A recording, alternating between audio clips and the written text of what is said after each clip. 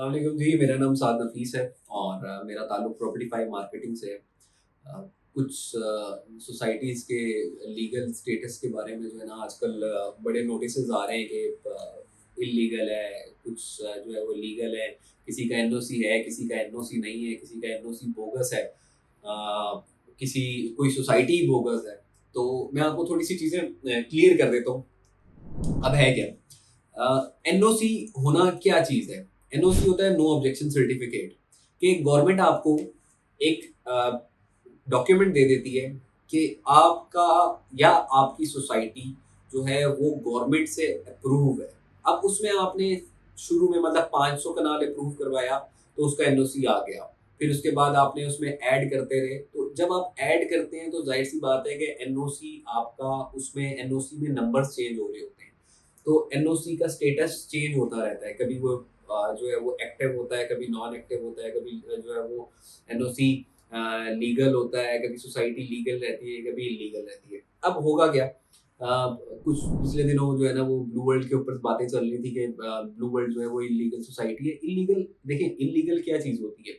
Illegal वो होती है कि जो लोग पैसा लेके भाग गए हैं। इलीगल क्या होती है कि जिनके पास अपनी जमीन ना हो। इलीगल क्या होती है कि जमीन मेरी है, बेच दूसरा बंदा रहा है और कमा तीसरा बंदा रहा है, और इफेक्ट कौन हो रहा है? कस्टमर हो रहा है जो पेमेंट कर रहा है, और उसके बाद सारी चीजें खत्म हो जाती हैं।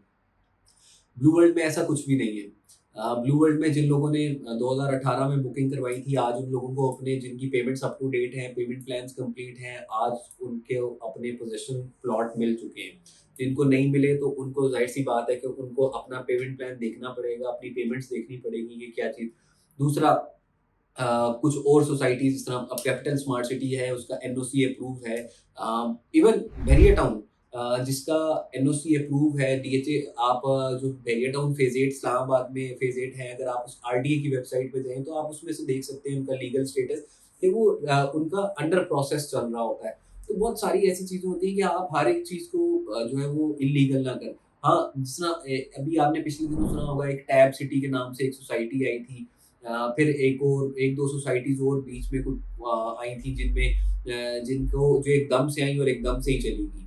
तो ये चीज होती है, बोगस सोसाइटीज होती हैं जो बोगस काम कर रही होती हैं, जिसमें लोगों को सिर्फ एडवर्टाइजमेंट के थ्रू फंसाया जाता है, डीलर्स के थ्रू फंसाया जाता है। डीलर करता क्या है कि वो अपने जानने वालों को, अपने इन्वेस्टर को कहता है ये उठा लें, जबकि उसमें उसका बेनिफिट अच्छा होता है। बाद में जो है वो डीलर भी उनका कि अब आजकल मार्केट नहीं है, फिर पता चलता है सोसाइटी भाग गई। बाद में वो यही कह रहा होता है मैं की करा जी, सोसाइटी अब वाले भाग गए, हमें तो उन्होंने बड़ा एतबार दिलाया था, पता कुछ भी नहीं होता।